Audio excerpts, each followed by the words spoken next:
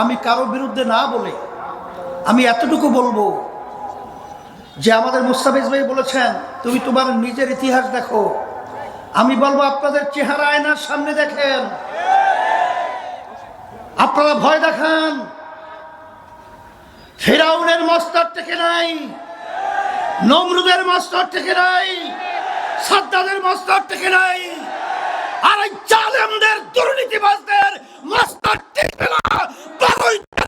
উৎখাত হবে, হাত ভাঙা বিজয় হবে ইনশাআল্লাহ। এই জুলাই গণ অভ্যুত্থান এই দেশকে এই ৫৪ বছরে যে রন্ধ্রে রন্ধ্রে দুর্নীতি, দুঃশাসন, সন্ত্রাস, এক কথায় মায়ের কোল সন্তান হারা হওয়া, এটা পরিবর্তনের জন্যই আমরা রাস্তায় নেমেছিলাম, আমরা মানুষকে আশ্বস্ত করেছিলাম।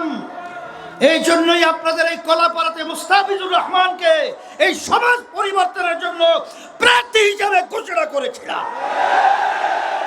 সেই হিসাবে যদি মুস্তাফিজুর রহমান আজকে আপনাদের